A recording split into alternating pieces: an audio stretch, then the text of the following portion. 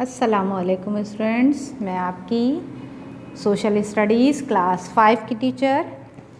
Students, आज हम अपनी बुक का चैप्टर 3 स्टार्ट करेंगे, the polar region and exploration. ठीक है, ये अकॉर्डिंग टू सिलेबस, आपको जो सिलेबस दिया गया है ये हमारा 3rd चैप्टर है। ठीक है स्टूडेंट्स जी।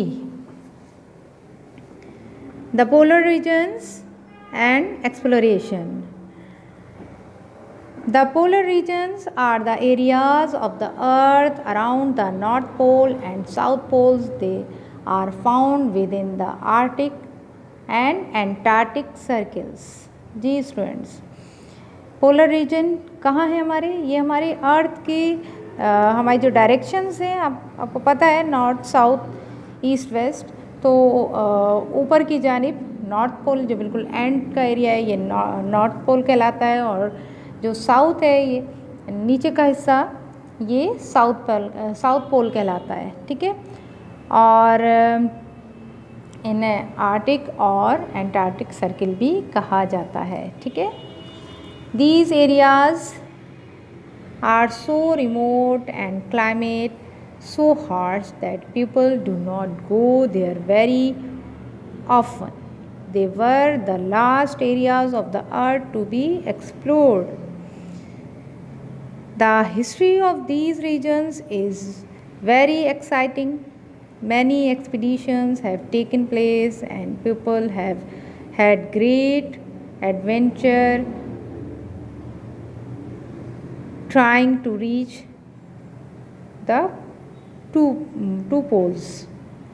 जी, क्या कह रहे हैं? ये एरियाज़ एक तो दूर बहुत हैं, यहाँ तक पहुँचना मुश्किल है, और दूसरी बात ये कि ये एरियाज़ बहुत, यहाँ का जो क्लाइमेट है इन एरियाज़ का बहुत ज़्यादा सख्त तरीन है, यानी बहुत ज़्यादा सर्द है, जिसकी वजह से यहाँ पर लोग नहीं जाते। ठीक है ना, और ये हमारी अर्थ के लास्ट हिस्से हैं, यानी हम लास्ट एरियाज़ हैं। नॉर्थ पोल और साउथ पोल हमारी अर्थ के एक लास्ट एरिया। और दूसरी बात ये कि इनको यूँ समझ लें, इन तक पहुंचने में इंसान ने बहुत टाइम लगाया है, यानी बहुत ये वो एरियाज़ हैं जहाँ तक इंसान बहुत आखिर में पहुँचा है। ठीक है, the history of this region, इन इलाक़ों की जो हिस्ट्री है वो बहुत ज़्यादा एक्साइटिंग है। बहुत सारी मुहिम जो आपको पता है ना, वो लोग जो बाज़ लोग होते हैं जिन्हें बहुत शौक़ होता है नई से नई जगह पहुंचने का, दरियाफ़्त करने का, तो इस तरह की बहुत सारी मुहिम्स यहाँ पर पहुंची। जो एडवेंचरस होते हैं वो उन्होंने बहुत दफ़ा यहाँ पर पहुंचने की कोशिश की।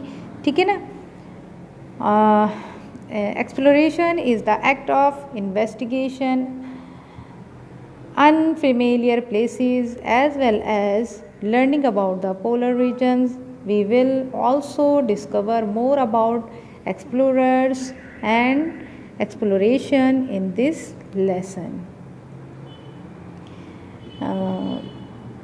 इस चैप्टर में हम बहुत सारी एक्सप्लोरर्स के बारे में पढ़ेंगे, यानी वो लोग जो नई जगहों को दरियाफ्त करने वाले थे उनके बारे में पढ़ेंगे। ठीक है, within the Arctic and Antarctic circles the sun remains below the horizon in mid winter it is dark all day and all night. In midsummer, although it is extremely cold, the sun remains above the horizon all the time. This is why these regions are called the land of the midnight sun. अच्छा जी, ये जो Arctic circle है या Antarctic circle है, यहाँ पर जो हमारा सन है, सन रेज़ हैं यहाँ पे यहाँ तक नहीं पहुँच पाती, जिसकी वजह से क्या होता है कि ये एरियाज़ जो हैं वो बर्फ़ से बहुत ज़्यादा ढके हुए हैं यहाँ तक। और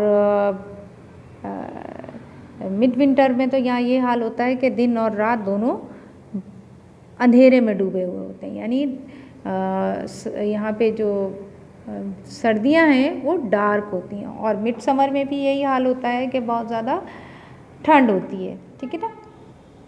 इसी वजह से इस रीजन को the land of the midnight sun कहलाता है, कहा जाता है। द आर्टिक, अब आ जाइए आर्टिक पे।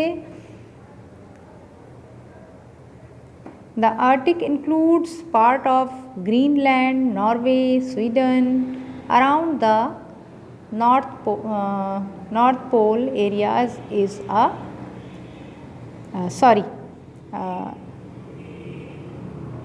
Greenland, Norway, Sweden, Finland, Russia, the USA and Canada, ठीक है। ये जो ऊपर जो ये जो बना हुई है मैप बना हुआ है, इस पर भी आप देख सकते हैं कि नॉर्थ पोल में कौन कौन से कंट्रीज़ इंक्लूड हैं। देखें, ग्रीनलैंड है, नज़र आ रहा है आपको, नॉर्वे, फिनलैंड, रशिया, ये ऊपर यूएसए भी शामिल है, कनाडा भी देखिएगा ऊपर की साइड पे, ठीक है।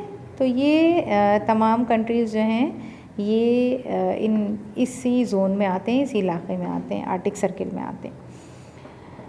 Around the North Pole there is a vast area of the ocean called the Arctic Ocean, ठीक है। यहाँ जो ओशन है वो आर्टिक ओशन कहलाता है, ठीक है। This ocean is not like other oceans of the world.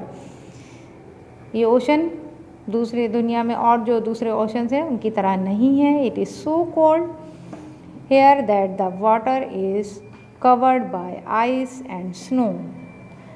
The surface of this ice cap looks like land. It has high ridge and deep crevices. During the summer month, much of the ice on the edges breaks away from the ice cap. जी, ये जो ocean है, जैसे कि आपको बताया भी कि दुनिया के दूसरे ओशंस की तरह नहीं है, बल्कि ये बहुत ज़्यादा ठंडा है और ऊपर से वाज़फ़ ऐसा होता है कि ये इसकी सतह स्नो से ढकी हुई होती है और नीचे पता नहीं होता कि नीचे पानी है, ठीक है ना। और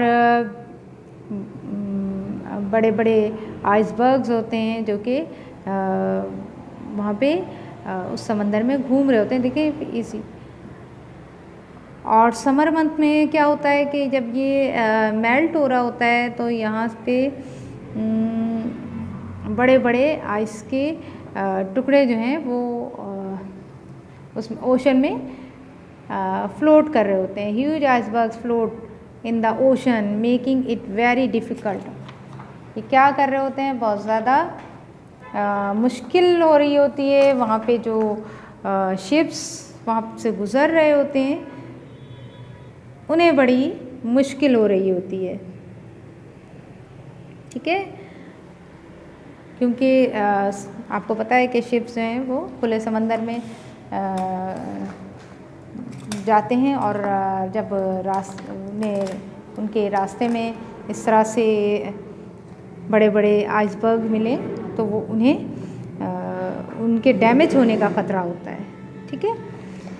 temperature in the Arctic for most of the air are below -23 degree centigrade. जी, आर्टिक सर्किल में क्या है, यहाँ पे साल का ज़्यादा हिस्सा जो टेम्परेचर है वो -23 डिग्री से भी नीचे होता है, ठीक है। The first explorer in this region in 325 BC was a Greek called Pethys. 700 years later, some European went as far as Greenland and settled there. ठीक है, फर्स्ट टाइम जो यहाँ पे पहुँचे ग्रीक थे, ठीक है, पैथियास, और इनके तकरीबन 700 ईयर इनके बाद तकरीबन 700 साल बाद जो पहुँचे यूरोपियंस, वो वहाँ पे जाके सेटल हुए ग्रीनलैंड में। और today only the southern part of the Greenland is inhabited. आज वहाँ जो कुछ लोग हमें वहाँ दिखाई देते हैं या रिहायशी हैं, वो कौन से एरिया में? साउदर्न ग्रीनलैंड में। The first man to reach the North Pole in the 20th century was an American called Robert Edwin Peary in 1909। जी, 20th सेंचुरी में जो पहले शख्स थे जो वहाँ पहुँचे नॉर्थ पोल में, ये थे रॉबर्ट एडविन पेरी, ठीक है। और ये पहुँचे कब? 1909 में। The people of the Arctic region are called Inuits. जो यहाँ आपको वैसे तो पता है ना कि यहाँ पे बहुत कम लोग यहाँ पे रहते हैं, क्योंकि बहुत ज़्यादा हार्श क्लाइमेट है। और जो लोग थोड़े बहुत जो वहाँ पे आबादी है, जो लोग रहते हैं, वो क्या कहलाते हैं? वो इन्यूट्स कहलाते हैं। Because there are no trees, the Inuits used to build their houses called igloos out of block of snow. जो लोग यहाँ पे रहते हैं इन्यूट्स, ज़ाहिर है वहाँ पे कोई, आपको पता है ना, कोई बड़े बड़े दरख्त या प्लांट्स तो होते नहीं हैं, तो वो लोग अपने जो घर बनाते हैं वो इग्लू कहलाते हैं। और ये देखें, इसमें पिक्चर में भी है, ये बर्फ़ से ही बना हुआ होता है। Now they live in houses made of insulated material for transport. They use kayaks. Transport के लिए ये जो चीज़ यूज़ करते हैं वो कहलाती है kayak. Light boats made of animals skin stretch over a frame. Now they also use motor boats. अब आजकल वहाँ क्योंकि थोड़ा सा लोग ज़्यादा आने जाने लगे हैं, थोड़ा सा पहले से बेहतर उनकी तर्ज ज़िंदगी हो गया, अब वो वहाँ पर मोटर बोट्स भी यूज़ करते हैं। On land they use snowmobiles and they also use dog drawn sledge. कभी आपने कार्टून्स वगैरह में देखा होगा कि आगे बहुत काफ़ी सारे डॉग्स होते हैं जो एक तख्ता टाइप का होता है, वो उसे खींच के और दौड़ रहे होते हैं, और वो उसको जैसे हम अपने आसपास देखते हैं जैसे गधा गाड़ी, घोड़ा गाड़ी वगैरह होते हैं, इसी तरह से ये डॉग्स की मदद से जो वहाँ पे पाए जाते हैं, उनकी मदद से ये गाड़ी बनाते हैं, या जो भी आप इसे कहें, drawn sledge. These strong furry dogs are called huskies, ठीक है। The Inuits hunt seals, walruses and whales and catch fishes. ये इन्यूट्स क्या करते हैं? शिकार करते हैं, सील्स का, वॉलरस का, वेल्स का, और मछलियाँ पकड़ते हैं। In the old days Inuits used spears, but today they have guns and harpoons. जी, पहले ज़माने में तो ये हंटिंग के लिए सिर्फ क्या यूज़ करते थे? स्पेयर्स यूज़ करते थे। और स्पेयर्स क्या चीज़ होती हैं? ये स्टिक होती है और ऊपर से नोकीली सी होती है, जिसकी मदद से वो हंटिंग किया करते थे। अब बट आजकल ये गन्स भी यूज़ करते हैं और हार्ड स्पून्स भी, ठीक है फ्रेंड्स। ये हमने पढ़ा थोड़ा सा आर्टिक रीजन के बारे में, नॉर्थ पोल। और ये ऊपर देखिएगा, डिड यू नो 365 डेज़, ये थोड़ा सा इंफॉर्मेशन है आपके लिए। ये तो आप अच्छी तरह से जानते हैं, 365 days equal to 1 year, 10 years a decade कहलाता है, और 100 ईयर्स आ सेंचुरी कहलाता है, और 1000 ईयर क्या कहलाता है? आ मिलेनियम, ठीक है। ये तो एक थोड़ी सी आपकी अलग से नॉलेज थी। हम आज अपना चैप्टर यहीं पे रोकते हैं, ठीक है फ्रेंड्स। इंशाल्लाह नेक्स्ट वीडियो में इससे आगे का अंटार्कटिका के बारे में हम पढ़ेंगे। अल्लाह हाफिज़।